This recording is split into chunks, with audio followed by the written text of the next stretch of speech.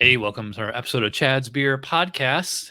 This week I'm talking to a beer a day with TK. What's going on, man? Living the dream, my friend. Thanks for having me on the show. Yep. In case you missed it, we just reviewed Hoegaarden. I put the bottle near the room. You still have it? Yeah. Yeah. I have to say, I was a little disappointed. Normally, I really love that beer, which is surprising considering it's a ABI product. But for whatever reason, that bottle was just lame. Yeah. It wasn't bad. It was just disappointing. I will say this. I think the last couple of times I might have had this, it may have been on draft, and I may have preferred it on draft to the bottle. But I would agree. I mean, it was just pedestrian. It wasn't bad. It was just, Yeah. Tastes like something you get at Aldi. I mean, I do start to wonder if eb13 is messing with the, with the recipe or the ingredients, or if Yeah. you're brewing it somewhere you didn't used to. Is the water different? Is something different? Because it Yeah. was underwhelming. Yeah. Well, I guess my first question would be, what does TK stand for? Tristan Kilgallon. My name is very difficult to spell and pronounce. I'm the only Tristan Kilgallon in the world if you Google me. I think But I'm the only Chad Pollins in the world are you? too. Yeah. But since people butcher both my first and last name, like I don't know if I mentioned it here on the other video, I'm a college professor, so I just go with TK because it's easier than getting frustrated with people butchering both my names. Yeah, and it's funny your last name, like, because I saw that on your email, and I was like, I thought that was like a joke, like kill gallon, like you're gonna kill a gallon of Yeah. beer or something. I actually had a business law professor say that to me in class. He said, I could envision you killing a gallon of beer. And I thought, it's probably true, but is this appropriate for class, sir? Come on. You said you're a professor. What are you a professor of? Now pre-law and history. I was a criminal justice professor for a decade at another school close by. Uh-huh. I was basically a cop that went to law school, so I know a little bit about both of those areas. But then I moved to this town, Findlay. It's probably about 30 miles away from the other. A position popped up here. I didn't want to pay taxes in two counties and commute. Plus, the other school was a wee bit toxic, so took the opportunity to jump ship and now do pre-law and technically history. But the only history stuff I do is like history of the Supreme Court, like legal history stuff. So Yeah. that's what I do. So it's like undergrad. Yes, sir. Yeah. It's funny, we both just took a drink at the same time. So were you a practicing lawyer, or No, how does that work? it's kind of strange. I graduated law school, I guess, 2010. And then the thing that interested me was international law. I didn't really want to do divorces and all that kind of crap. Right. I've done some legal clinics, and to be fair, I found the work tedious and boring. Sure, you can make some money, but I don't know. I wanted to go to school to work less, not work 60, 80-hour weeks and be bored to death. So I did some work in the international areas where I'm kind of more interested in. I do some stuff in Kosovo. I've done some research projects there in the past, taught classes there. And by just happenstance, a criminal justice professor quit in like July, and they needed somebody like 3 weeks later and said, would you want to do this for a year? I thought, sure, I'll give it a year just to see what it's like. And then 14 years later, I'm still doing it. It's funny. You mentioned Kosovo, and I just saw you just did a video about Burger King in Kosovo. Yeah, I recorded that last summer, but I didn't edit it till just now. It's been sitting in I have like an external hard drive full of videos that I'm either too drunk in or things are a mess and or editing went wrong. And it's just been sitting there, and I honestly forgot that I had it. And then I just thought, let's throw it out there and see what happens. Yeah, I just wanted to show the folks at home your channel. Thank you. I'll share my screen here.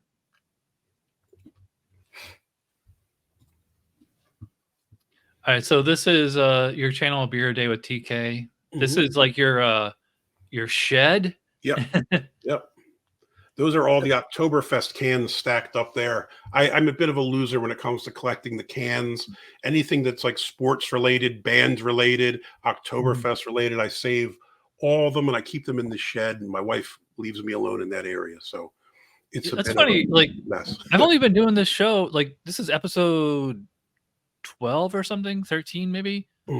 And you're like the third person that has like a shed for their beer reviews. Like Matt from Massive Reviews, he was on the last episode. He has this entire shed off his property, off his main house. And I guess he does like his day job in there, but he also does his beer reviews in there. And then Rate My Beer in England, they have this huge like backyard bar.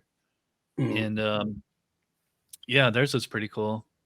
So you didn't start until 2020, huh? Yeah, 2020. I started during the pandemic. You know what's funny? Like I know most people probably watched a lot of beer review videos prior. I'd never really Mhm. watched them.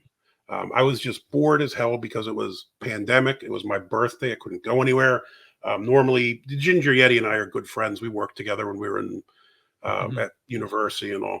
And normally we'd go out, do something, you know, party, whatever. We couldn't do nothing. It was just like a little bit frustrating. So I just thought, like, you know what? Let's just make a beer review video and we'll see how it goes. Figured I'd get roasted by the internet and they, you know, skewer me and tell me I'm horrible. And it went surprisingly well considering my first video. It looks like a proof of life video in a hostage situation. It's terrible, but people were kind, so I stayed. And then you start meeting people, and you know, it became fun. Yeah. Yeah, it's funny because it's so bizarre to like see somebody start in 2020. Let me show this again. Uh, Here we go. Yeah, so you said you started your birthday in 2020, and yeah, I'll bring up your. I don't know if the sound's picking up on your end. No, no sound. It's probably for the best. It's probably terrible. My hair is down to my shoulders. It was because I couldn't go to get my hair cut. You got a nice backyard Yeah, porch and all that. that's the shed is behind my shoulder. If you see that, that big shed's the beer Okay, shed. so that's where you do your beer reviews? Yep. Now, initially, I would do them wherever, like here, in my living room, whatever. Mhm. But then my house doesn't have a basement, so usually, if the Yeti comes over, he brings a bunch of beers, and sometimes we'll be drinking pretty late. So I figured it's probably best to turn the shed into my area. So if we're being loud and obnoxious, we don't bother my family, you know. Mhm. And then start throwing some tin tackers on the wall. Realized, hey, that's not a bad backdrop, and just kind of worked with it. Yeah, this my man cave here, whatever you wanna call it, is like Mhm. it's supposed to be like the dining room, and I just turned the desk 90 degrees, so I have the wall right behind me, and I have Mhm. all this stuff hang up here, and I thought it'd be, like, more, like, classy to have, like, books, you know? Yeah, Like, yeah, you for get sure. this shelf is all beer books, and everything down here is, like, regular books. Yeah, it's Uh, pretty cool looking. I think the background is important. Now, this is boring here. I'm in my son's bedroom, like I said, because the Wi-Fi I can record in the shed because I use my phone and I have like a Jackery battery. But if I wanted to do the internet, it's just far enough away from the house that I can, like, if I have my iPad, I can do stuff. But when you start doing live streams like this, the quality isn't good enough. But I think I'm gonna get myself a what's long cable and run it out there. Is that shed, like, an actual tool shed, or did you build Yeah. it just to do the beer reviews? No, I bought this house in 2020. This area of Findlay, Ohio, a lot of the soil is very sandy, so a lot of the houses don't Mhm. have basements because I guess they have issues with they kind of collapse on themselves. So when I found this house, I knew I wanted either a finished basement or some sort of outbuilding. So I got some place for myself. And then when I saw that shed, I was like, I could take this house. You know, it fit the bill, so I was happy with it. I just wanna show the folks at home, if they don't know where Findlay, Ohio is, this is Google Earth. Hmm. Alright, so that's Daytona Beach near where I live. Yep. So if you Let me scroll in zoom out there, a little. we're And you're, like, about right in the center of the state, huh? Man, northwest. If you look at the dead center, there is Columbus. mhm. That bit down to your right, right there is Columbus. So Okay, we're yeah. kind of like northwest. I'm kind of near Toledo. I'm about a half hour from Bowling Green, Ohio, so Bowling Green State, and Mhm. then Toledo's probably maybe a little less than an hour north. Detroit probably 2 hours north. Yeah, you're pretty close to Chicago too. It's about a 4.5 hour drive or something. It's Oh, not too really? bad. It's doable. Yeah, it's doable. Do you ever go over to Indiana and get Three Floyds beers? I actually went to Three Floyds for Dark Lord Day a couple years ago. The Yeti, again, because he's on tour with all these metal bands, was happened to be Mhm. on tour with Amon Amarth. And if you know anything about Three Floyds, they're huge metal fans. So they brewed a couple of Amon Amarth beers that the Yeti had shared with me.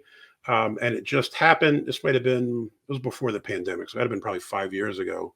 Um, he was there. Amon Amarth played Dark Lord Day. So I actually got to go out and he gave us VIP tickets, my wife and I. And we got to sit in the VIP thing where it's just like the bands and the brewers and all. Absolutely amazing experience. Now, if I had been out with the others, I probably would have died of heat stroke because it was so hot that day. But Mhm. absolutely amazing experience. The Three Floyds dudes were cool as can be. Amon Amarth was awesome. One of the greatest beer experiences I've ever had. Yeah, it's funny. I've seen in your videos you wear a lot of Philly stuff, and you're Yeah. in Ohio. Did you grow up in Pennsylvania? Yeah, I'm from Philly. I was born and raised in Philly. I worked in law enforcement in Philly, and Mm, then I came out here to go to law school to Ohio, and thought I'll be here 3 years, and that'll be that. And then, I guess, was it now 13 years later or something? 14 years later, I'm still here. Well, it's kinda like me. Like, I'm originally from upstate New York, and then, I lived in Virginia for, like, 5 or 6 years when I was in the Navy, and then I moved back to New York, Mhm. and I moved to Florida in 2015, so I'm coming up on 9 years, but, man, it's gone by like that, I feel like I just moved here, like, I You're at remember. Sanford, right? It's North Florida. Yeah, it's, like, halfway between Orlando and Daytona Beach. Okay. I lived in. You ever heard of Stewart or Jensen Beach, Port St. Lucie, down that Uh, area? where's Port St. that? Lucie's By like it's Miami? Atlantic coast, probably 2 hours north of Miami. It's kind of like Okay. West Palm, probably about an hour north of West Palm Beach. I lived there for a while. My father lived in Florida most of my life, so I used to have to go there in the summers. But it was just too hot. I'm built for the cold, my brother. I'm not. The heat in Florida was too rough for me. I don't mind the cold. I just don't like having, like, freaking 6 to 9 months of winter, you know? Yeah, yeah, I just like to be like, it's nice when it's super hot out, like, my girlfriend hates it. yeah. Like, because like, I work, like, on the road for a living, so I'm Mhm. outside a lot, and, like, I'm putting sunblock on constantly, especially 'cau I got this thin hair, Yeah. um, I and, did construction down there. It was brutal, brutal. yeah. I always think it's funny, though, when it's, like, super hot out and it's like you can barely move. Mm. Well, I mean, honestly, it's kind of funny. Florida was what made me go back to school. I was doing Mm, construction. My father ran construction projects in the Bahamas and in South Florida. And when I first got out of school, I needed a job. mhm. Construction pays pretty well. I went and worked with him. But it was just, I mean, imagine 100 degrees. You're out there digging holes. I mean, I passed out multiple times on the job site just from, the heat killing me. And Really? I was digging a hole one time, and the sand, the soil in Florida is very sandy in some parts. So for every like shovel I shoveled out, like half of it just fell back in. And I just remember thinking like this is what it must have felt like when the Egyptians built the pyramids. Like this is terrible. And I Yeah. remember thinking like I need a new career path because I am not built for this, and it pushed me back to school. So I guess it worked. That was, I don't know if you ever saw that show, The Big Bang Theory, but there was Mhm. a joke in there where Sheldon was like, one of the reasons I chose to become a nuclear or, particle physicist or whatever Mhm. is because it takes place indoors." Yeah, yeah, yeah. Oh yeah, yeah. The other thing that I always hated or I didn't understand when I was younger is like when you're in construction, the better you are and the more efficient you are, the quicker you put yourself out of work. You know Mhm. what I mean? Like you're working towards ending your job. And I was like, this is crazy. And my dad was always like, well, if you're good, there'll be another one. You don't have to Yeah. worry about that. And I was like, I'm not good. You're good. I'm here for the ride, you know? So how did you get into beer? Mm, I will say this. I've always been a bit of a beer fan. My father is from England. My family's ethnically Irish. My grandfather's from Ireland. So I was Mm, pretty lucky. Like when I grew up, my dad wasn't just drinking Budweiser or Busch Light like a lot of people. My dad would have Guinness or some better European beers around. And um, also, because my father was European, didn't really care if I drank beers when I was younger. I always thought it was like a trick. right. But he kind of got me into drinking beers. And then just because of my age, I'm lucky. I guess I lived through kind of what I call the second craft beer renaissance. I guess the first one would probably be late 70s, early 80s.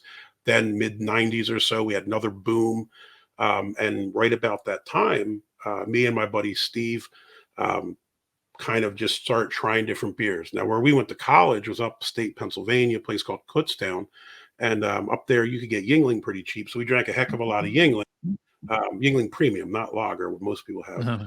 because we could get kegs for maybe $3 more than Milwaukee's Best. So that's a no brainer, right? I mean, if you can have Yingling Premium or that, no brainer. And then there was a little shop in one of the towns near us where was a German fella owned it. And it's called Alexander's. It was a restaurant, but he also had, like a deli case you'd have with the lunch meat and all the stuff in it. Yeah. He'd Yeah. have those, but each one was just a single bottle of beer, stacked all the way back of what was mostly European beers that you didn't really see in America. So we would go over there, and when we leave, buy 6 beers, or we were in college, we didn't have no money, but whatever we could, you'd buy these different beers and start trying them, and we kind of realized, like, wow, there's some stuff going on here is pretty good. I was also fortunate enough that I lived in Pennsylvania, which is a pretty decent brewing state. So we started trying some different beers, and it kind of always was my thing, just drinking as many beers as I could. My mother was a travel agent, so I'd have her bring me back. She used to bring me back T-shirts that don't fit me. I said, I don't want this T-shirt. Well, what do you want? I said, bring me back a beer. So she went to Kenya, bring me back a beer. She goes to China, brings me back a beer. And it just kind of, I don't know, got me into it. And, here I am. Yeah, there's a German restaurant right here in Sanford called Hollerbox, and they have like a deli and they call it a market, even though it's like the size of this room, but like, yeah, they have a lot of beers there, like you don't see at Total Wine or a lot of bars and stuff. And yeah, it's like if I'm gonna get like German beer, I mean, like you can get like, Weihenstephaner, Paul Honor, all the big name German beers, like at Total Wine and stuff. I would love to try some like more niche German stuff. Did you ever try those the advent calendars that German company put out? From Aldi? Yeah, did you try one? Not from Aldi. The Aldi one sucked. The one from Costco. Did you try that one? No, I did. In 2019, I got the Aldi advent calendar. I don't have a Costco membership, so I probably wouldn't be able to get it. But I don't know. It's like the Aldi ones. Yeah, I just saw on your video. I think you did in 2020. You got the Aldi advent calendar. Yeah, and because they switched brewers, because they were with Brewery Martins. Well, actually, I think they still make a lot of their stuff. But now they get a lot of their stuff out of Octopi Brewing out of Wisconsin. And then I think they have State of Brewing or something too, which is out of New York, if I'm not mistaken, and it's some kind of subsidiary of Genesee, I believe. Yeah, I think Octopi is a contract brewery, I think, because I was looking into that, because it had another name too. Before it was Octopi, I'm trying to think of the name. Oh, they have like they're like one of those companies that has like tons of different names and subsidiaries, like because all they do is like contract brew. Yeah. And Octopi, I think they're the same brewery that makes Four Loko. I will say this: the Aldi one, it was all right. It was the first one I ever did, so it was neat. It was a novelty, but the beers were, man, I mean, they're the Aldi beers. Yeah. The Costco one was a banger, because I think you got 24 beers, and they were 16-ounce beers, or 500 milliliters, whatever that equals to. The weird, the European thing, it's slightly under, might be like 14.2 or something like that. But you got 24 basically 16-ounce cans of German beers, and none of them are, the stuff that you see everywhere. They were all micro. Yeah, that's it there. Yeah. Now, the only downside is I went to go buy it. I think I bought it twice. One year, Yeti got it for me. The second year, I got it. But the beers were repetitive. Like, I think it was $75. And in the second year, it's like only like 4 of them are different. And I'm not, you know what I mean? I'm not going to spend $75 to drink 4 new beers. Like, it just wasn't worth it. I will say, at least, like, I don't recognize any of these. No, beers. You won't. They're all German beers. And a lot of them are actually German microbreweries, which I thought was pretty cool. Now, the only problem with the 1 year I did it was they were like probably 75% Helles lagers, which I quite like. But it's really hard to review 15 straight Helles lagers and it not get repetitive. Yeah, especially in December. Yeah, when they're kind of, it's the same thing. What are you going to say? It's the same as the last one, slightly different. It just, it got a bit boring. But I would still say for roughly $3 a can, good deal. I'd say the Helles lager style, though, is kind of like the basis of which like all macro lagers are based on. A lot of people will say it's like Czech Pilsner or German Pilsner. I think it's more closer to Helles, like at least as far as like the macros go. I'd agree. I think the Czechs are hoppier and they're not. They're kind of lighter. I would agree with you. And to be fair, it's a good style. Like if I had to drink one beer forever, you couldn't go wrong with a Helles. You know what I mean? It's just not that exciting. So it's just kind of what are you looking for?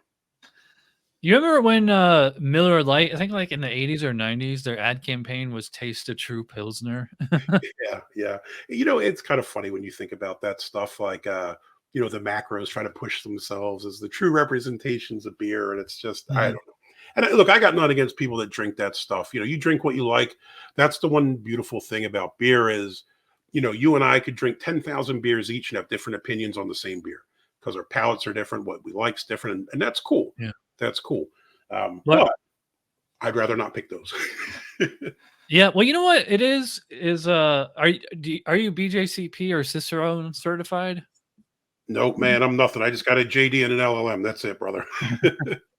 Well, I'm sure you could get either of these pretty easily. You know, I mean, you have to Mm, know a little bit about like the chemistry and microbiology that goes in actual mm, brewing and like the mm, flaws and stuff like that. But what's that? Because I've studied for this, you know, for years. And mm. like, because when I first started this channel, it was all about, you know, personal preference. So it's like when we rate beer, like we're Yeah. rating like how much we like it. So it's like, you know, the imperial stouts and the double IPAs and the Belgian quads tend to get like the highest ratings because we like those the most because they're most flavorful. But when you Mhm. actually study beer and you become like a beer judge, like you learn to like appreciate these other styles. Like the BJCP uses a term called delicate a lot for Mhm. like Kolsch and a Yeah, lot of yeah, like, you know, German lagers. Like delicate is kind of like a really nice way of saying mild or hard mhm, to pick out, you know. yeah, I mean, I love a good Kolsch. They're really hard to find fresh, like yeah, Restore for some other ones, you know, they're by the time they even get here, they're old and they taste like lemon lollipops, you know. mhm, mhm. If you can The find an thing American craft brewery that can make a good Kolsch, like that is it's a mind blower. Me and the Yeti go on about that all the time, right? Because, and I will say this, admittedly, I'm not a huge IPA fan. I don't mind IPAs. I'm just getting tired of getting beat over the head with them constantly Mhm. everywhere you go. And I just did a podcast with Tall Boys yesterday, and I was talking about this. One of the problems that I have is, again, no beef with IPAs. I'd like to have them here and there. I like some diverse styles of beer. But Mhm. it seems like you go to breweries now, and the Yeti will probably comment on this when he watches it because he travels a lot. A lot of times we go to these breweries, 15 beers and like 12 of them are IPAs. And Yep. you're just like, dude, like, come on, man, give us something else. And, we always use Kolsch as an example of a beer that's, it's hard to make in its simplicity because if you screw it up, you're going to know it right away. Yep. Where I feel with IPAs, sometimes you can hide mess ups with let's just throw more hops at this thing and see what happens. Mhm. So, we constantly say that. Like, honestly, if you were to ask me my favorite styles, probably I love Vienna lagers. You don't see too many of them, but I quite like them. I don't mind a Goza, assuming it's done correctly. I mean, I can drink just about anything, but black lagers I quite like. I think we don't see more. We should see way more of those, and we don't. I think the one thing that kind of bugs me is just everybody's jumped on the IPA train, and it's like, hey, man, let's showcase them Kolsch's. Let's do those hard beers and show off what you can do. Yeah, that's like I wanna take, like, a beer drinking trip around Europe, especially, like, Mhm. the British, you know, the UK, 'cause, like, Mhm. they have, like, those session pub beers that are, like, 3 or 4%, That's like, right everything on there, though, cask. man. That's everything there. Have you been to England? No, I've been to, when I was in the Navy, went to, Denmark and Mm. Sweden, Iceland, Malta, Yeah, not beer countries, Spain. I guess. I mean, Yeah, yeah, that was before I was into beer anyway, but yeah. I remember just, like, anywhere we went, like, I Mm. always, like, order a beer that, like, I never heard of before. I'm like, "Well, it's probably better than where I'm from," you know? Sure, yeah, of course. I mean, and that's the whole game, right? I mean, the whole thing is to go to different places and try as many different things as you can. Some of them are going to suck, some of them are going to be good. I mean, that's Mhm, life. The one thing I found in England, like I said, I've been going there for years. I lived there when I was a kid because of my father's English. And, mhm. like we go out drinking there and you get a nice pint. They're bigger pints, imperial pints or whatever, right? But Yeah. they're all between 3 and 4%, which I don't know. Like when I was younger, I don't think it mattered because my tolerance wasn't as great. But then, kind of, I think once you drink a little bit more, you realize, oh, this is nice. I can actually drink a fair amount of pints, and I'm not a train wreck. Yeah, that's kind of like the closest we have in America is, like, the non-alcoholic craze. Actually, I got one Mm. right here. Um, I picked this up at Total Wine the other day, Athletic. Athletic, yeah. I might have heard These of that. guys are like the, I guess they're the number 1 selling non-alcoholic brand. Yeah, to me, that's like being the world's tallest midget, though, man. You know what I Yeah. mean? I'm not sure you should celebrate it. It's not really. I've Well, tried them, and I get like if you can't drink because of health reasons or something, or you're trying to cut back, maybe it's the answer. Did you try those yet? I've had a couple. I had the, you know what's actually really good was the Guinness Zero. I haven't tried that yet. I saw it at the store, Tastes but I like haven't tried regular it. Guinness. I Yeah, couldn't even tell a difference. I got to check that Um, out. I've had, like, Qingdao and Corona Zero, and, Mhm, it's funny because like, they taste like actual beer now. I don't know what happened with the technology, mhm. but it's like they can replicate the taste of, like, the full alcohol without the full alcohol. So I Yeah. remember, like, a long time ago, like, trying, like, O'Doul's or something like Yeah, that, trash, and just terrible. tastes like It just tastes like, I don't know, actually it kind of tastes like wort, you Yeah. know. Or you ever had Malta Goya? It's like a Yeah. big, Yep. yeah, like I had In the IPAs with Spanish Andrew. shop, I've gotten them. Yeah. You know, they have drinks like that in the Balkans too that are, I don't know if they're German, but I was in Kosovo, I picked some up. I think I did a review last summer when I was in Kosovo of these, like, they're NA beers, but they're kind of like fruity, malty Mhm. drinks kind of, which they were cool, but like, I don't know, you wouldn't think it was a beer, I guess, you know? Yeah, you know what's nice about these NA beers is they're low in calories too. They're only like Mm, 60 something usually, yeah. which is probably less than like a full sugar soda. Oh, sure. I mean, imagine all that. The sugar in there is brutal for you. I mean, that's terrible for your health. I'd rather try those, I suppose. I think I Yeah. actually bought a non-alcoholic German beer in England. I went to a Whole Foods in England to buy some stuff for lunch. They had Mhm. some beers there, and I bought it because it was like a German label and I couldn't read it. And then when I scanned it and put it in Untappd, realized I'd accidentally bought an NA beer. Yeah, I've had there's Erdinger does Mhm, a non-alcoholic. I mhm. haven't had that one in a while. Well, it seems like they're everywhere now, and I think, it used to be a niche thing, but I think now that they realize people want them, you're probably going to get better stuff. Even like the low ABV. Like I did a week where I did a lot of the low carb beers. I think I went to the doctor and he told me I had to lose some weight or something. So I thought, all right, let's try some low carb beers. And I will say most of them were steaming piles of trash. Like I suppose if you had no choice, it's beer, close to beer enough. Although I will say, I think Lagunitas had a low carb, low cal one that was pretty good, Mhm. and maybe Bells or Shorts or something. Like a couple of them were pretty decent, but as a category, not my favorite. You know what I mean? As a class. Yeah. You know, there's a formula you can use to calculate, or I should say like estimate how many calories is in a beer. Hmm. So it's 2.5 times the ABV times the ounces. Oh, really? I didn't know that. Yeah. I mean, it's just like it's not 100%, it's hard and fast. It's just Sure, kind of like give you an idea.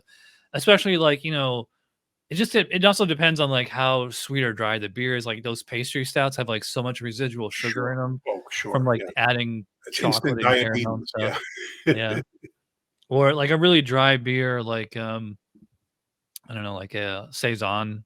Mm, Although those saison, oddly enough, saisons tend to be high in alcohol. Depends on which style you get. But mm. yeah, do Yeah, you they're like either extremely low or extremely high. It's weird, isn't it? yeah, it's funny. Like actually, I have the specs right here. Oh, here it is. Here's my trusty BJCP style guideline. Very The cool. saison is the. I just did a quiz on my community tab on this the other day. I said, "What's the longest? Which beer style has like the most words in here?" Mhm, And it's saison because they kind of have like stipulations for like table strength for like session strength, and then like standard, mhm. and then imperial, because like saison can be like up to like 8 or 9%. Where'd it go? I don't know where it is right now. Is it 26? Yep. No, 20 here, 25B saison. It's like Okay. all this and then Oh, over that's quite a there. bit, huh? Because they have to like explain like how each one would be for like the different strengths. And I'm like, why don't you just have 3 different listings? Yeah, I Wish the mean, BJCP would hire me to like rewrite their style guidelines. there you go. That sounds like the next career move over there. Yeah. That's like a long time ago. I started because I used to work in IT as my day Mhm, job, and there's like lots of different certifications you can get. Like CompTIA is probably like the most popular, and mhm, like Microsoft has their own, and like even like Amazon AWS has like their own. And yeah, I just was so used to like studying for these certifications and like having syllabus, and it tells you like where like all the questions come from. But the BJCP doesn't really have that for theirs. It's just kind of like they just assume you've like read enough. Although it's yeah, usually um How to Brew by John Palmer and Charlie Papazian's books. mhm. Like you read those two books and you The get like gospel. it's a good 101, because like you don't have to be like an expert in chemistry or microbiology to be a beer judge, but like you do need to know like a little bit about like what Mhm. goes into that Did, to.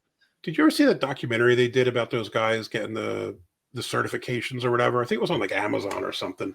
I watched it a Yeah. while back, and it was interesting watching what those dudes were going through, kind of the amount of hours they put in, the hard work, and I thought like, ooh. Yeah. That looks Yeah. like I it's harder forget than what, hard. yeah, I forget the name of it, but I know what you're talking about. Yeah, it was, yeah, they were starting to become like master cicerones, and it's like they have Mhm. to they have to blind taste something where they don't tell them like what style it is, I and they think have it's to be able to. Beers of Joy.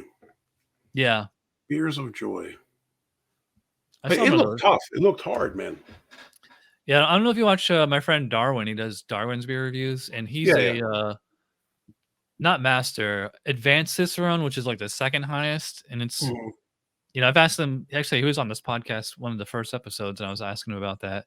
mhm. I kind of I'm not really sure like what's the practical use of that to be able to blind taste beers and to like pick out the styles. I mean, I suppose if you 'Cause- work for a brewery or something, or it was your job to taste the beers to see if they're up to your quality control or something, would make sense. Yeah, yeah. I mean, there's a difference. I mean, like you're a professor, so like the difference between like theory and like practical Mhm. Yeah, yeah, application. yeah. It's like a theory of like how things work in general, but then like the actual where the rubber meets the road is like a whole different thing. And that's often the disconnect too, I think, because that's one of the things I struggle with. Like I said, when I first started my channel, I Mhm. did zero research, which was foolish of me, and I just jumped in and didn't realize 8 billion people are already doing what you're doing. You know what I mean? Yeah. And then like you start learning because you start watching other people. But the one thing that I always wanted to kind of keep it was relatively simple, in that there are people that are a heck of a lot better educated and smarter when it comes to brewing and all that stuff to me. And I fully acknowledge that. I don't pretend to be some beer expert. I'm just some dude in a shed, you know. That being said, I think I know a little bit, I know what I like. I know a little bit about beer. And I just kind of, I kind of enjoy keeping it simple. I appreciate the folks that are better versed and more educated, but it's Mhm. kind of like, I don't know. The hard thing is trying to pick out the audiences, who likes what. And I mean, I don't know about when you look at your analytics. The one thing that always frustrates me is, my 𝑪𝒉𝒂𝒅'𝒛 video is probably the best one, but it's a rare beer, so kind of get Yeah, yeah. world famous one too. But other than that, it's like Busch Light gets the most views, and my head wants to explode because I'm Yeah, just like, I thought I found some really cool local beer, and nobody cares. But if you did Busch Light Peach, game on. yeah. That's how it is. It just people go by what they I Yeah. think I would assume, and actually people watching this can comment. I would assume most people like when they because like with me, I subscribe to like probably 200 different beer tubers, Mhm. but obviously I don't watch every video by every person No. because it's like what you said. It's like they're reviewing a beer I've never heard of and I can't get. So I really have no interest in watch unless like I know that like this person is like a really entertaining person or to Mhm. like, it's gonna be worth like my time to watch it no matter what it is. Yeah. But most people like they want to see it's usually two things. Like they just find like a channel that they trust, Mhm. somebody who's got their finger on the pulse of the beer community and here's what's coming next, Mhm. or like here's the next brewery that's gonna blow up, or like here's like the what's absolute must have. Like, I've never actually been to Treehouse in Connecticut or Hill Farmstead in Vermont, but I've heard great things about these breweries. I've had a Mhm. couple of their beers, and I just like know that like they're supposed to be like these super world renowned, awesome beers. Mhm. And it's kind of like, yeah, I would love to try them, but like I'm not gonna like really go out of my way or spend a lot of money to get them, Mhm. But it's like, how do I know that? You know, This I is, don't I know where think, it comes from. this is the beauty of beer mail. And like, I will tell you this. When I started the channel, I had no clue what I was getting into, right? Just thought, let's do it. Maybe we meet some people. Mhm, Never, I mean, I don't make any money off of YouTube. Never thought I would, never will. I don't care about that. I have a job, right? I'm not trying to support myself doing this. mhm. Now, if you like and subscribe, that's cool, but it's not my hustle. The one thing that I did enjoy was just meeting people all over the country and all over the world. And you kind of build those networks of people to trade beers with. And I think that's the thing that I've enjoyed most. So I got friends in, Florida, Canada. I've had packages sent to me from Ireland, different places, Pennsylvania, all over. And I love just getting my hands on beers I can't find elsewhere. And I will Yeah, say, it's through really that. friends I've met, I had Pliny the Elder, which I would have never found in Ohio of my own, accord. I tried a Heady Topper, Focal Banger, all that stuff from The Alchemist, because Shane from Shane's Craft Beer Reviews went from Niagara Falls down the Stowe and picked them up and sent them to me. And I think that's an awesome thing. And I've done the same. When I go to Kosovo and I go to Europe, I bring back as many beers as I can fit in the bag without it, my suitcase, Mhm. without having to throw my clothes away. and I've shared some of them. Are they great beers? No, of course not. But have you had a beer from Kosovo? You know what I mean? So Yeah. I think that's one thing I love about this community of people is just trading beers. Some of them are from viewers that just send you stuff, or just with other beer reviewers, and it kind of expands what we have access to, and that's a beautiful thing. Yeah, that's when I first started this channel. It was the same way. Like I didn't go into it hoping for trades, but it's like I Mm, also was one of the first beer tubers on the scene. All the way back in 2008. There weren't that yeah. many other people doing it. Hmm. And I remember somebody sent me beers from, I think it's like the Faroe Islands or something like that. That's cool. Yeah. Yeah, they weren't very good, but Doesn't matter. You still get to say you had a beer from the Faroe Islands, which very yeah, few people have, right? I mean, that's the beauty. I know that there's like so many. I don't really have like a wish list or a bucket list anymore. It's just kind of like, I Mhm. would just kind of like to, at this point, I just want to try something other than a pastry stout, a kettle sour, or a hazy IPA. Yeah. You know? I was ranting about this too. This is the other day I got I don't know if you get Founders down where you're at. Founders Yeah, we and do. well, they're part of the InBev umbrella now, I think, unfortunately. So I guess they're probably a bit No, wider they distributed. they got bought partially or outright by San Miguel, I think it is, some Spanish company. Let me check it out. And that's San Miguel is actually Filipino, I think. or Founders. yeah, I know it's some Spanish brewery. Let's see who owns them. Usually they tell you. I know it's hard to keep up with who owns what now. Mahu San Miguel. Yeah. So they're Mm. Filipino, I believe. Oh, no, Madrid. I thought San Miguel was Filipino. Either way, probably not best if it's foreign controlled, or macro controlled is even worse. But they had a mixed 12 of Gozas, which kind of surprised me because I'm not sure what it's like on your shelves. The only mixed packs I ever see is just 50 billion IPAs. And I'm just like, I I'm in. never really look at like, well, like at Total Wine, they do have like a whole section in the back of those mixed Mm, packs, but like I never really go back there. mm, But like in the supermarket, you'll see like Sam Adams and yeah. uh New Belgium and maybe Sam Adams, sometimes the Stone. seasonal ones. I see them like the winter pack or whatever. Yeah, yeah. That's But what, yeah, we don't really get too many. I don't even know if we don't really get Stone here. I got like when I was in New York, we had like anything that Stone made, we could get like all the mm, individuals like now in Florida, all I can see is just like basically Arrogant Bastard, Stone IPA, and like whatever's like in their mix pack of the moment, you I know? see we get the latest whatever drink by whatever date, they have those ones. Like Mhm. I'll see Oh those yeah, enjoy occasionally. by yeah. I'm kind of over Stone, honestly. Like I don't know. I mean, I appreciate what they did. I get what they do, but to me it's like when you get a Stone beer, you kind of know what you're going to get. You know what I mean? Yeah, And something hoppy. yeah, yeah. I mean, I would say the same about Three Floyds. I love Three Floyds, but you don't have to hop everything up to the billionth Yeah, degree. You know what I mean? yeah. And I get that that's their thing, but like for me, I would like to get a mixed pack. Like we get a Great Lakes up here. So you get the Great Lakes 12 pack, and I think you get a porter, a Dortmunder Gold, and two others usually. So it's like four different styles. And I kind of like that. I like to try some different things here and there. But Yeah, when I go ahead, sorry. when I lived in Albany, we could get, actually, it was like right before I left last year or so, they started getting the Great Lakes beers there. Mhm. I always loved the Blackout Stout. That was a great imperial stout. The Edmund Fitzgerald Porter, that was a solid Mhm. standard Yeah, porter. The Dortmunder, yeah, that's a good one for like, and that's like a really niche German style. Like it's a that's little become bit my different. go-to, man, because you can get Yeah. a 15 pack of that at Kroger or the grocery store for Mhm. 19 bucks. And then for last month or so, they're giving you $5 back via PayPal if you bought it. So basically a 15 pack for 14 bucks of pretty decent middle of the road, beer. Yeah. So I've I been always like their getting Christmas beer too. man, that thing Mhm. fell off. You know what? That used to be magnificent. I'm talking probably 2007, 8 when I first moved to Ohio. I remember the first time I tried the Christmas ale was like, whoa, this is on some other level. And it used to be like really hard to find here. Like it would hit the shelves and be gone in like a day. Yeah. And then, from what I understand, this could be urban legend in Ohio, but I had heard that the one of the brewers from there who was kind of responsible for it left, and I think I'd heard they go on the Thirsty Dog. Don't know if it's true or not, Mhm. but like the Great Lakes Christmas Ale kind of just took a tumble, and I don't know. It's kind of a shame because it was such an iconic regional beer, but Mhm. eh, I used to love it.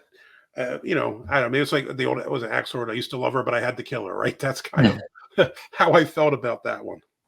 Yeah, when I was up in New York last August with my girlfriend, and Mm, we saw the Great Lakes Christmas sale in the store, and it was the mm, 2023 edition. So I grabbed a bottle and I, put that in my suitcase, and I waited until Christmas of last year to drink it. So I probably waited like almost 4 months. mhm. Although it's funny because like it's a Christmas beer and it was in stores in August, which means they probably brewed it in like June or July. Yeah, Which yeah, means, like right now, some brewery somewhere is like making a pumpkin beer. yeah. I'm just like, Well, it's like the I'm Oktoberfest. so They're sick of hitting earlier seasonal and beer. earlier every year, man. The Oktoberfest, they're hitting mid-July now. You're like, what the heck's going on here? I know. Like the Total Wine by Me, they still have the Oktoberfest and the Christmas beers from last year still on the shelf. No, they're. It's like, why don't I you hate guys clear these out? Like put them on sale for like half off or something?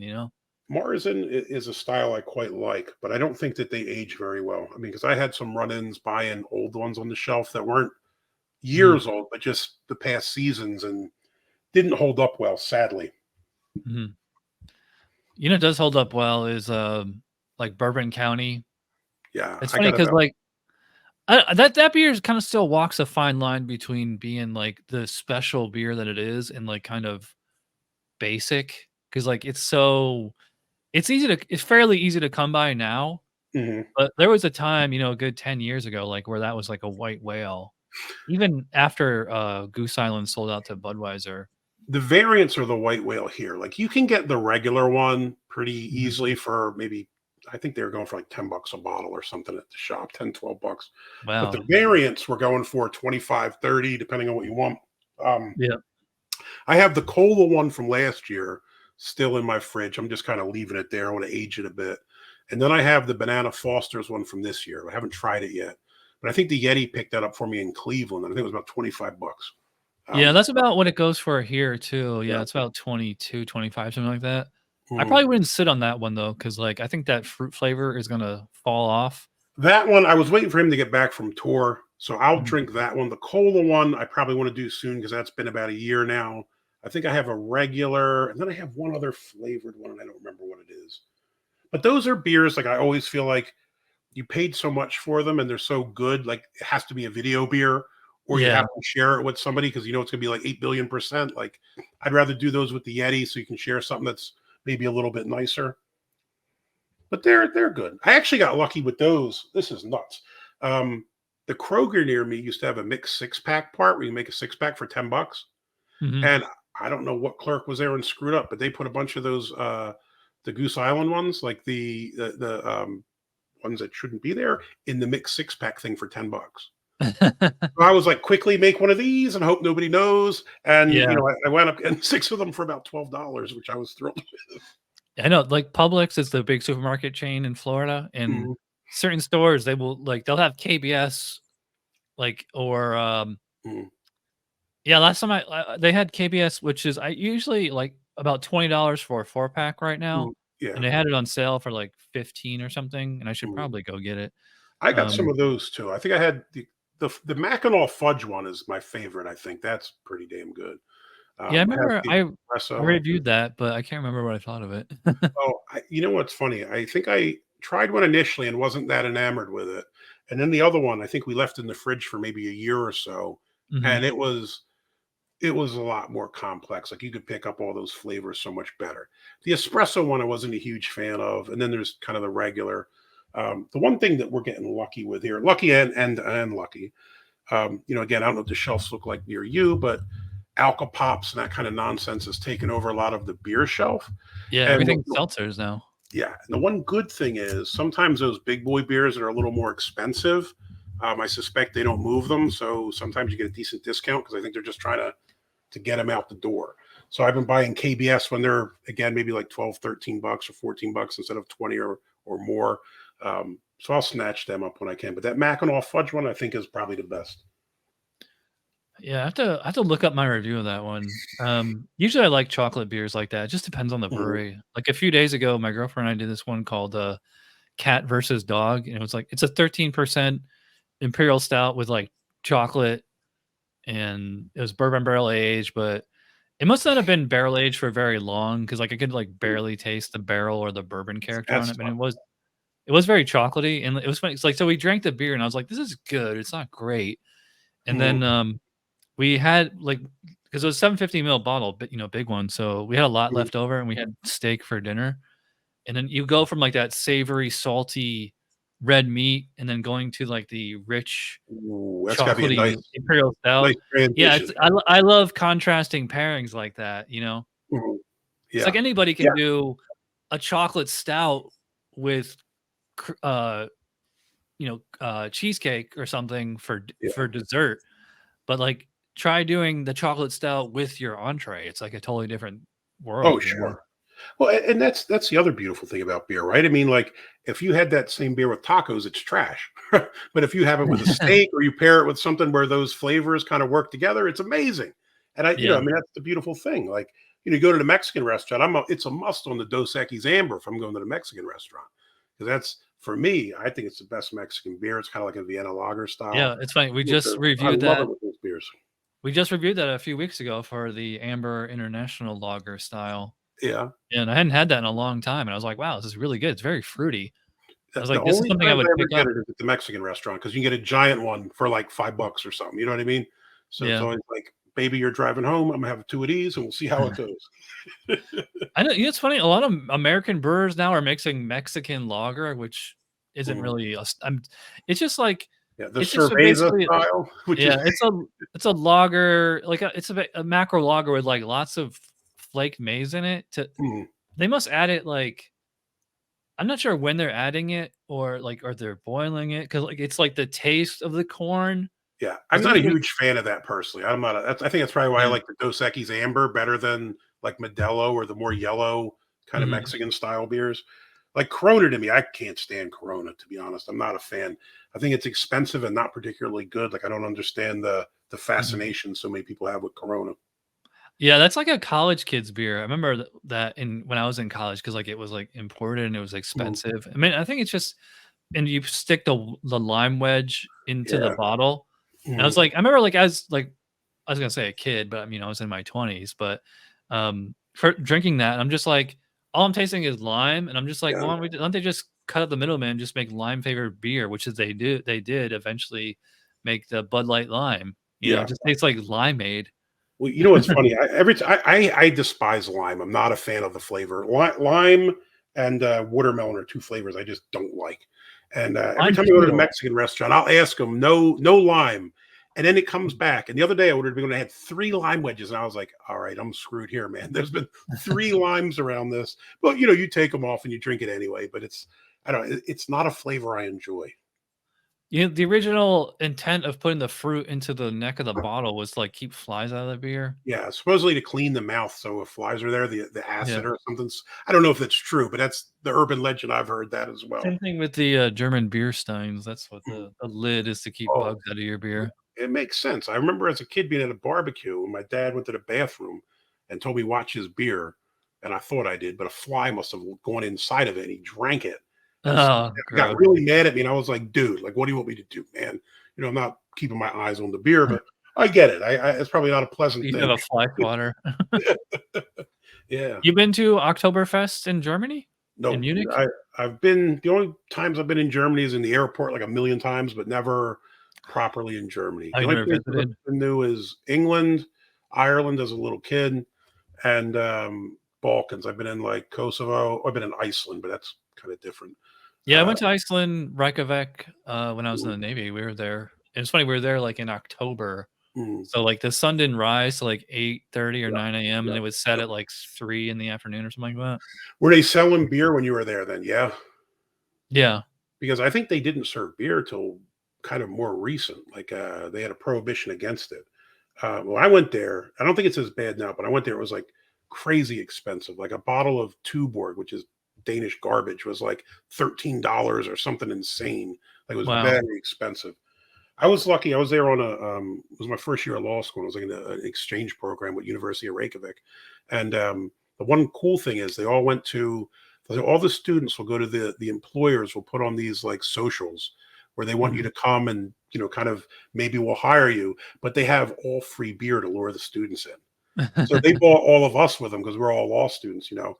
And I think it was Price Water, what was it called? Price Cooper Waterhouse or whatever, like the accounting firm did it. Mm-hmm. So we went and just drank all the beers for free because they were so expensive. And then you went out and only had like 3 or 4 beers because it was just so expensive.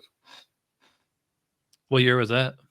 Would have been 2007. Would have been the fall of 2007. Now I think it's a little better. I think since their economy crashed, things have kind of are a little bit cheaper because remember when it crashed a while back and some people went to prison. I think it's kind of normalized a little bit, so it's not as terrible. Yeah. Also crazy. This is crazy. Sorry, serendipity story. When I was in Iceland, we were actually in a bar, and my former partner from the warrant unit when I was in law enforcement was in the same bar in Reykjavik. Like we were sitting there and someone bought our group beers and I thought, my Lord, who's here? Like, you know, these beers are $50 a piece. Who's buying these? And it was my old partner was there, which was completely insane. But ran into him at a small bar in Reykjavik, man. You said your dad's from England. What brought him to the States? My mom, I guess. My mom traveled over to England back in the day, met him there, and he came back over to America. Now, to be fair, my father lived in Florida. When my parents got divorced, I was about 3rd grade, lived in Florida most of his life. My father hated England because of the weather. Obviously, it's very dreary and cold. I don't mind it, but, you know, he hated it. And then moved to America, loved living in America, and just never really was interested in going back. Yeah, it's funny. There are a lot of English expats here. Well, the Brits love the sun, right? I mean, they go to like Greece and Spain and those kind of places, and you'll tell because they look like lobsters because they're burnt so bad. My uncles would do all that when they come to visit. They're in their tiny shorts getting burnt to death from the sun. But they like the Caribbean, you know, they like that kind of weather. And I'd imagine America's probably close enough, especially Florida, right? Does he own a business or anything? Or he did. He passed away about 10 years ago. Well, he didn't. He ran construction projects. Like I said, when I was younger, he was a carpenter, and then as I got older, he kind of moved up to like management level, and then he worked with some different companies, and he built some houses down in Bahamas. So I got to travel over there, and then kind of in West Palm Beach and that kind of area. We actually worked at Mar-a-Lago at Trump's place years ago. Wow. And some, you know, a lot of those big mansions down in like West Palm Beach area, Jupiter and all that. So I see a lot of, I haven't been like that far down, but like, you know, one of my jobs, I deliver for Amazon sometimes. Like I'm not an employee. I do Amazon Flex and I get routes out of Daytona Beach a lot. And like right on the water there's lots of big money. Like, I don't know where it's coming from. Cause like it's in the middle of nowhere. Like it's not by any major city, and these people have like freaking mansions and McMansions and stuff. It's all money from the Northeast and other places, I think, and they just moved down there. Yeah, retirees or whatever. Well, I mean, I remember working in this place called Jupiter Island Club, which was millionaires. You know, I mean, big, not just million. You got multi-millions, like really cool place. And I remember working on a spot where it was like an airplane community. I think John Travolta had a house there, actually. Yeah, I've delivered there. Yeah, It's called Bruce Creek. Yep. We worked there years ago, and I remember driving because it was like kind of, you know, wide streets, obviously to fit the smaller planes down. And you see the garages, and they have like these massive that look like your garage, but on steroids. Yeah, they'll have it's funny because like it's a huge garage, but the plane's pretty small. I mean, it's just a regular, you know, it's a biplane or, you know, puddle jumper or whatever. But and like there's a sign that actually it'll say planes have the right of way. I remember working there. I was like, where the heck are we? Like, this is some craziness. We actually worked out there, and there was some dude who was like he was an Estonian prince or something crazy, but he was allegedly like adopted at 40 by some Estonian royalty that didn't want to lose like their, you know, heraldic titles or whatever crap it was. And you know, we worked here, and the dude was some big like model train collector, and he had a whole house basically. It was just like super rare model trains and all this stuff. And it was, I don't know, it was an interesting place, man. But I guess they got too much money. Yeah, plus in Florida, there's no state income tax, which is one of the reasons I moved here. I have a bunch of like standard questions that I try to ask everybody. Sure. Do you listen to any beer podcasts or watch any beer podcasts? And like I don't count like BeerTubers. I'm talking about like you know, Good Beer Hunting or no, independently podcast. I really don't listen to too many. I actually did one with my friend, like a police podcast, and I never even listened to my own podcast. It's not like I have anything against them. It's just a matter. I think it's just like a time thing. You know how you were mentioning earlier. I mean, most of us subscribe to a lot of other beer reviewers. You obviously don't watch all their videos because there's just not enough hours in the day. So I kind of usually. Sorry, go ahead. That's how I am. But actually, when it comes, because like I work on the road, so I'm in my car, like 8 hours a day, so I have nothing but time. So like I listen, like That although I will hit a wall after a while where like I'm all podcasted out. I want to listen to music. That makes sense. Like for me, I work probably 2 miles from my house, so my commute is nothing. Nice. But I usually, when I have time, I try to catch up on all the dudes that are my buddies' videos, or try to meet new people, or you know what I mean, do that kind of stuff. The podcast, like I said, I was just on one called Tall Boys Podcast. I don't know if you're familiar with them, or some British fellows. Are I was they on their YouTube? podcast yesterday. And now this one. So I'm going to probably start listening to them. Plus, it is the summer for me, so I have a little more free time. So I probably can, start listening to some more podcasts as opposed to just having YouTube videos playing.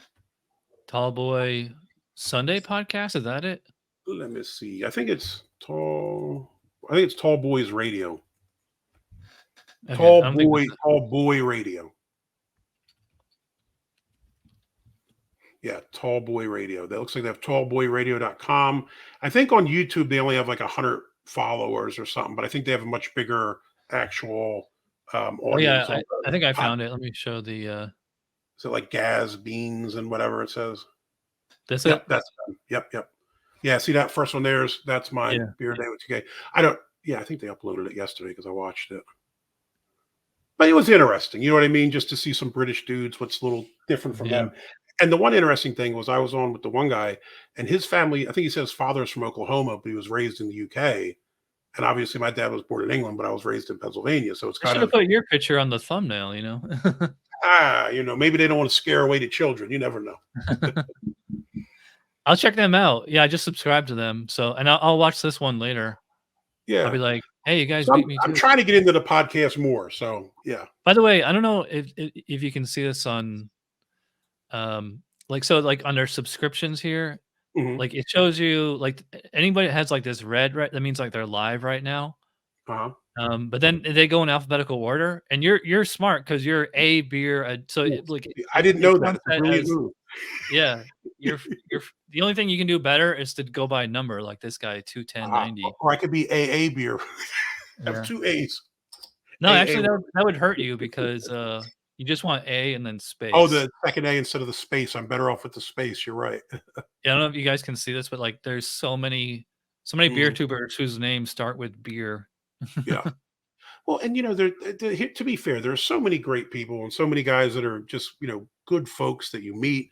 And it's like, I mean, I don't know about you. I think most people have their little rotation of their inner circle of friends that you always watch their videos. And then you kind of like radiate out of guys you watch maybe weekly or, more sporadically as you have time. Who's your, like you were just saying, like who's some beer tubers that you like a lot?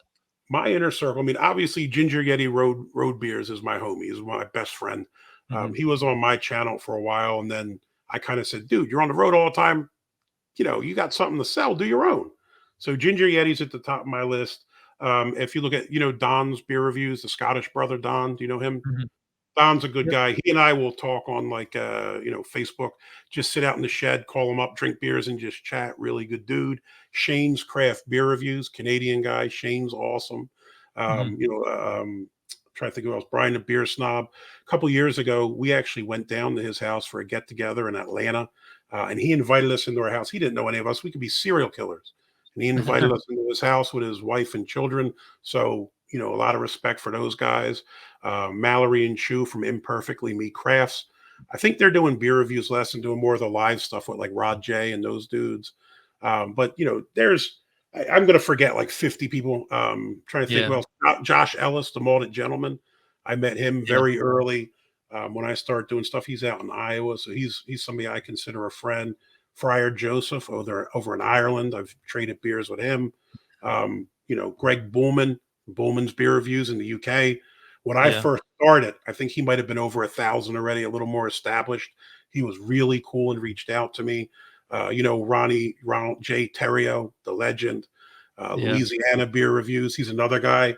when I first turned out making terrible proof of life videos that look like. Yeah, you know, I was gonna. It was funny because when I found you on Facebook, then Facebook started suggesting all the people you just mentioned.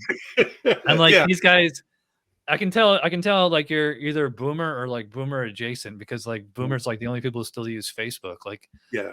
I I'm only use Generation Facebook. X. I'm born in '76. I'm X, thank God. Oh, okay, so we're the same age then. Yeah. I just You're look old with July? my gray beard. What's that? Yeah. July '76. Yeah. I'm September '76. That's why if you see Chad 99776 anywhere, like Mhm. actually this channel when it originally started in 2008, it was youtube.com/Chad9976, which was like going back to like my AOL dial-up years in Yes, yes. 1995 or whatever.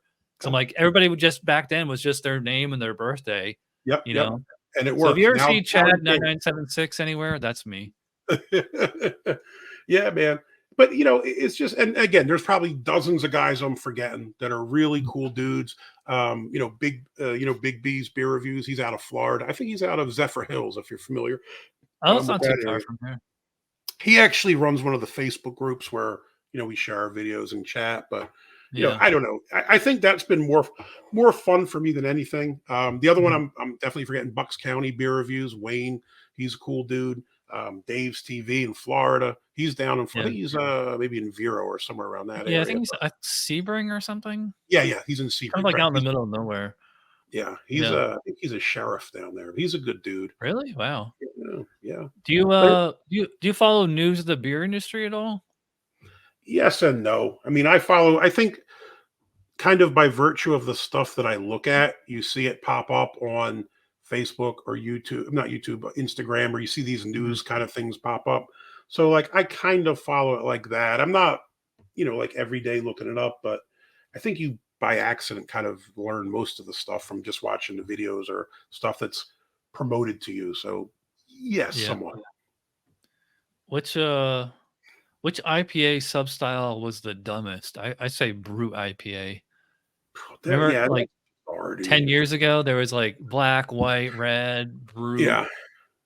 My beef with IPAs is I think they're played out as a style. To be brutally honest, I know that'll get me death threats from the hop hounds. And what's funny? Even just thinking about this, I think about like my dude's Ridgeopolis out of New York. I think he might be living in Delaware, but he's from New York. And Blue Ice out of Atlanta. Them guys are all IPA dudes. I Mhm. respect your guys' hustle, drink your thing. I just think they're overplayed. I'm done with 8 billion different IPAs. Like I just don't see the need for them. I get people have their styles. I respect it, but I don't know, man. I think they're played out in general. I tend to prefer pioneer ones to tropical ones. So I'm gonna go Yeah, with anything that you can't even get East Coast IPAs anymore except maybe Dogfish had 60-minute or 90-minute. there used to be one. Who the heck made it? Was it Dogfish? Somebody made one called Pennsylvania um, Tuxedo. I gotta look it up now real quick. Which was like a really piney one that I quite liked. I always Pennsylvania like the like usually like around Christmas they'll make like the very piney ones to kind of like go the Christmas theme like Dogfish. Sierra Yeah. Nevada Celebration Ale. Yep, I know that. Yeah. Well, see, now I will say this: Sierra Nevada Pale Ale, I quite like. Like the pale, I quite like pale ales. And I don't mind an IPA once in a while. I just think, like, just try something else, bros. You know what I mean? Try something else. Um, yeah, if I had to pick one, the brutes I'm not particularly fond of, um, and probably anything more West Coast I'm not huge on. I don't mind them, but they're not. It's just not my Yeah. style. Yeah, IPA has definitely evolved since I started this show because Mm, back then it was basically just East and West Coast, and Yeah, then it was like the IBU, like who could make like the most bitter beer. yeah. Like Stone Ruination, I believe, is like 110, 120 IBUs or something like that. That's And when they lost. I think Heady Topper isn't Heady Topper like 100? That's like one of the last remaining like really bitter Heady IPAs. Topper is, but it doesn't taste it. And this is something Mhm. I've talked to some brewers. I go to a lot of breweries. I talk to guys that know a lot more than me. So I'm always trying to learn. And one of the things that I've been told by numerous brewers is there's more to bitterness than IBUs, right? So depending Mhm. on what style you're making or how you brew it, something can have a high IBU, but you don't necessarily pick it up because of some of the other flavors that are in play or whatever.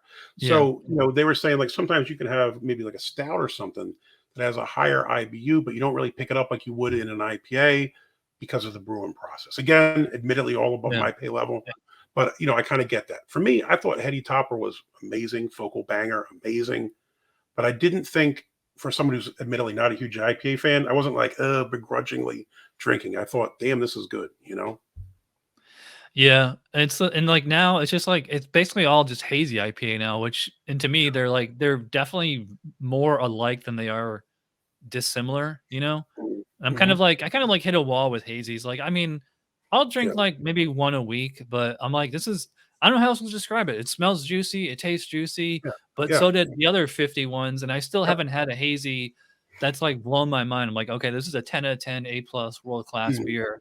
mhm, M- Unless you count Hetty, which I haven't mhm. had in probably about 10 years, which it's funny because like Hetty actually started the hazy IPA style, but like Yeah, it's really not a hazy by today's standards other than complexion because it's like so bitter, yeah, you know? yeah, yeah. It's not that flavor profile you'd expect when you see the style. I agree with you. I've never had Focal Banger. I've heard good things about that one though. Is that like it's like I less actually I preferred that, bitter? to be honest. I thought they were both really good, but I think I probably slightly preferred the Focal Banger. I thought that the flavors are a little more dialed in, and it wasn't as I don't want to say hoppy for hoppiness sake, but I think it had a I thought it tastes better. But they were Yeah. both really good. I would say the same for Pliny. I thought Pliny was gonna be like, it's all hype, but it was pretty good.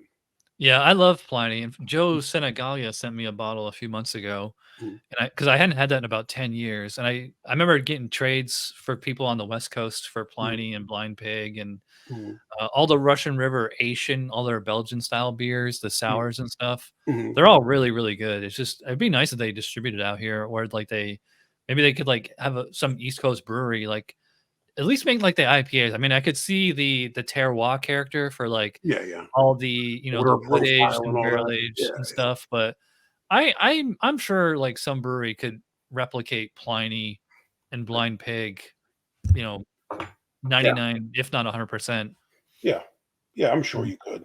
It would be worth it. I mean, and maybe they don't need to because maybe part of it is the mystery. I mean, mm, ooh, can you get this? And when you get it, you're happy. Because I think yeah, the Yeti had bought two back from tour and gave me one.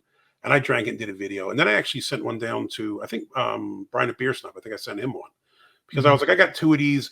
It's better to share the other one. You know what I mean? Than just drink it. So, yeah. I sent it down to him to give it a shot. But it was awesome to be able to try them. All right, we are back. What I was gonna ask you before the break was what's your actual favorite styles? Styles, and now I will say this: it depends on what I'm eating, the weather, mood, all that kind of stuff. But I have a couple that if I go to the beer shop and see these styles, I buy.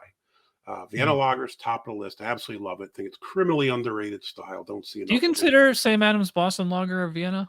No, I think it's a little bit too bitter. I think it's in the ballpark, but not quite.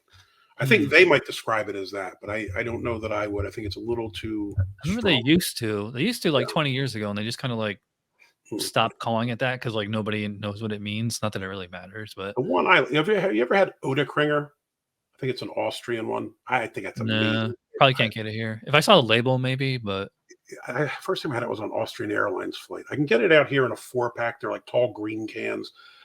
I quite like that, and it's relatively affordable. But Vienna Lager, I quite like. Dark lagers, like dark Czech lagers, things like that. Absolutely love those. those are Um, making a comeback. Yeah, like I'm happy to see that happening. I the don't mind the sour here and there, but wouldn't be something I want to drink a dozen of, obviously. And then probably big boy like pastry stouts and imperial stouts. I So was gonna that's a lot say of styles. I think I thought the BJCP moved Vienna Lager to the historical beer section Mm, because like nobody really, not even in like Vienna, they don't even really make it anymore. mm, Let me look it up. I could have swore they moved it, but I didn't see it. But yeah, the Vienna lagers are hard to find. There's one in Florida called the Motorworks V Twin. You ever mm. had that one No, or heard no, of it? no. I don't get too much Florida. I mean, get like Cigar City, but I'm not a huge fan of them. Yeah, And then Cigar City used to be cutting edge, and like now yeah, they're like really basic. Did you know? Because they merged with Oscar Blues under Canarchy, and oh, then they got bought out by Monster Energy Drink.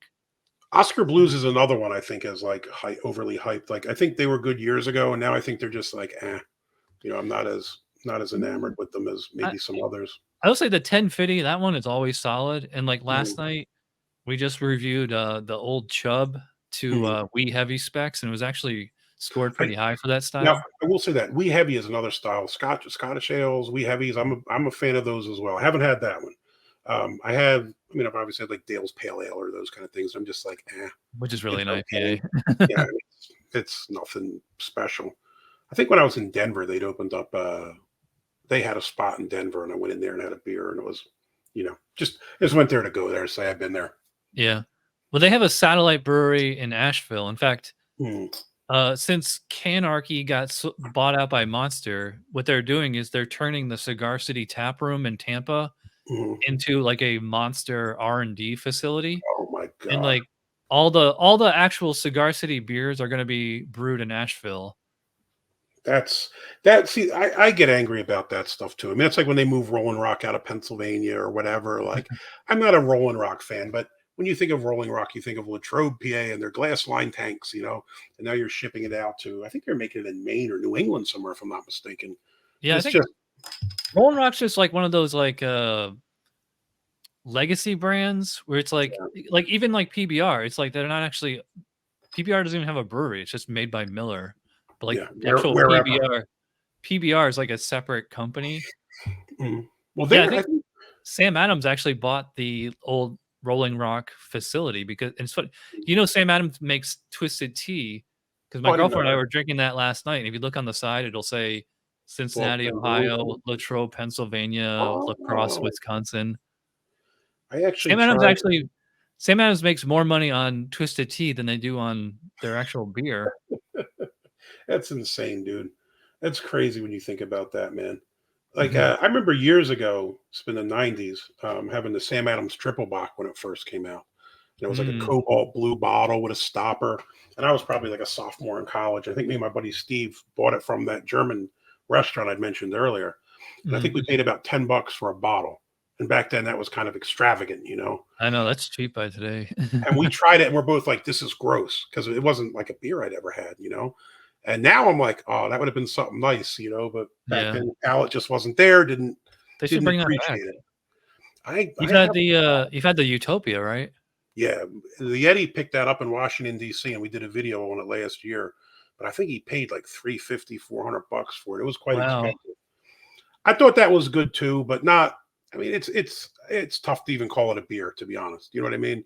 Like I know it might fit whatever boxes technically count as beer, but it was more like drinking a liquor, like a cognac or something like that. Yeah. And you're I not going think to pour a glass of it and down it. it kinda like, it's a beer as far as that it's like, malted barley Yeah. but, Mhm. like, the majority of the flavor is coming from the barrel and, like, actually, they throw maple syrup in there to jack that ABV up.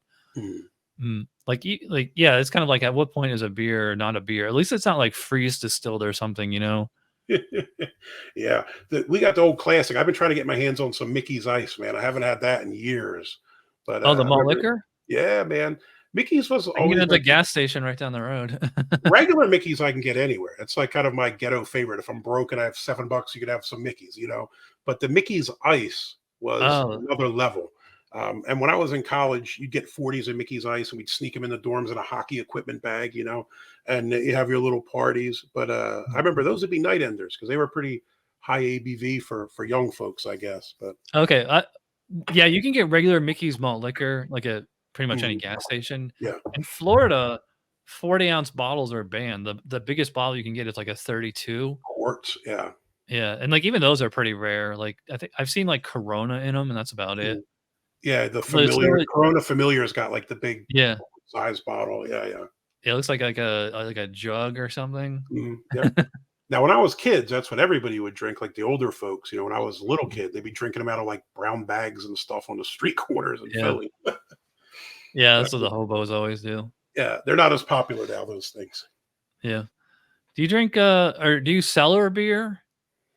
Um, not intentionally. I mean, I do from time to time. Like I mentioned earlier, like I have some of the stouts come out like the Goose Island stouts or things like that. Like I'll save those. I think we have a Bigfoot from Sierra Nevada sitting in there. Like the barley wine's a style that I'm not a huge fan of, but if you age them, I kind of like them a little bit more. Yeah. So the Especially Yeti the and I American. have some stouts that I've been kind of keeping, and he's doing the same. Other than that, sadly, I tend to drink them quicker than Yeah. you know. I'll say I'll save this for later, and then I'll run out of beers. I'll be like, screw it, I'll just try this. You Yeah. know? Are you a fan of pumpkin beers? I would say no. I don't like pumpkin. I don't like pumpkin pie spice generally, but I've had a few pumpkin pie beers in the last year I did videos on that I didn't hate. So it's never my first choice, but I think they're getting better. Yeah, if you can get my two favorites are Southern Tier Pumpkin and I've had that. Cigar City Good Gourd. I haven't had that one. I have had pumpkin solid beer, and I had some from smaller like microbreweries where maybe they're just taste a little better. Like for me, I'm not a fan of like the pumpkin spice lattes or whatever that people drink in the fall. Like it's not my flavor profile. And a Yeah. lot of those beers tend to be that. So not my favorite. Yeah, I mean, pumpkin spice, really, it has nothing to do with pumpkin, it's just cinnamon, ginger, and nutmeg, that's pretty Yeah, much yeah, it. yeah. I've left over like, I have these, spice rack seasonings you get at Aldi for, like, 80 Mhm, cents or whatever, and, mhm. like, in my coffee in the morning, I'll just, like, dust a little Pumpkin cinnamon pie or spice or something. yeah, just like, get rid of it because like, unless you're baking, like, all the time, even, like, a 1-ounce Yeah, thing of spice, like, lasts will you last years. years. Yeah, it's like, "What do I need all this damn spice for?" Yeah. Let's see here. Well, okay, I was gonna say, what's the most you paid for a bottle? But you mentioned the Utopias. Well, I guess your friend I paid for paid that one. 0 for that. He paid for it. That's not me. Okay. I would suppose the most I paid, we had the West shipped over, and I think they cost me $25 a piece. But then I guess I've also probably paid similar prices for some of the the Sam Adams from the Goose Island releases were similar, like um, the variations or whatever, you know. Yeah. Probably around $25. I'm pretty fortunate. Like I always joke about this. I have 3 kids and not the most money in the world. The Yeti Mhm. goes on tour quite a bit, and when he comes back, he picks up a lot of stuff. And usually, when he comes back, he's got a little bit of money, so he tends to buy the fancy stuff. So I've been fortunate enough to try some really good beers, even though I didn't pay for them. So Mhm. probably $25 or something individually is probably the most I've paid that I can think of off the top of my head. All right, I'll get you out of here on this is the question I always end the show on. What Okay, is the plural of Guinness? I would have to say Guinness or something like that, but I'm sticking with Guinness. It's just the same. It's like deer. You just Yeah. say Guinness or multiple Guinness. It's the same thing. Yeah. Yeah, let me get 3 Guinness or That's it, brother. That's is it. Guinnesses sound and Guinness-I sounds it Yeah, just it sounds sounds. wrong.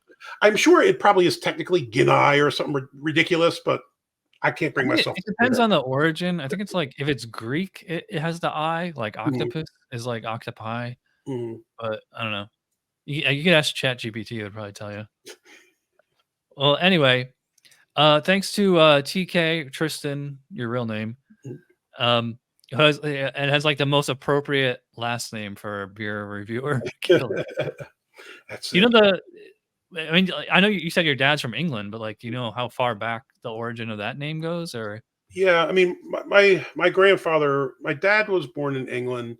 His Mhm, father was born in Ireland, so my family is from Sligo, Ireland, which is mhm, kind of west coast of Ireland, kind of right by the border with the disputed Northern Ireland, right?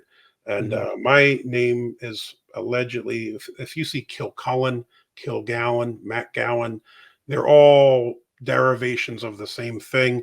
And essentially, what it means is followers of Saint. Trying to pronounce it. Followers of Saint Cuchulainn, right? So there's Mhm. a famous Irish song called "Sick Bed of Kilcullen" or Cuchulainn. Gaelic is difficult to pronounce, but basically they're all derivations of people that followed Saint Kilcullen or whatever at some point in Yeah. time. So that's where it comes from. Yeah, 'cause I'm from upstate New York, and, like, everybody thinks or everybody I should say everybody forgets, it kinda lost in the history books, is that New York State, not the city, Mhm, was mostly founded by the Dutch, and, mhm. like, all the words and, like, the towns, like, have, like, Dutch names, everything's, like, Van Yeah, something well, or New York was New Amsterdam, right? I mean, yeah, it was which some it should Dutch history. upstate New York should be called New Amsterdam Mhm. until the British took over, but that's a story for another. But I was gonna say, you'll see kill everywhere, like fish kill, which is Dutch for like river or stream. So like you'll see, like you see the word kill everywhere you're driving around upstate New York, and it seems like violent or weird, but it's like it's the Dutch word for river or stream. Anyway, all right. Well, thanks for doing the show. Thanks for doing the beer review. It was a pleasure. And, yeah. So I'll put links to all your stuff in the description. I appreciate it. Yeah. If you ever want to have me on your show, just let me know. The hard part is just trying to find a beer we can both get. Yeah, like I told you, I think I'm gonna run some wires out to the shed so I can properly do live videos out there because this background's cool and all, but it's lacking. You know what I mean? I want to have it in the proper shed. So I'll definitely have you on probably when the Yeti's in. Maybe we'll do a 3-person one and talk about some videos, man. We talk about some. Yeah. Contact Matt at Massive Beer Reviews because like that's what he has the same exact setup at his house. He can probably tell you how to do it. Cool. I will for sure, man. I appreciate it. All right. Well, I guess I don't have anything to cheers you with, but I don't either. I got an empty Hoegaarden, but appreciate the review and appreciate the opportunity to speak with you and your audience, man. It was great. Yep. All right. I'll see you later. Take care. Bye.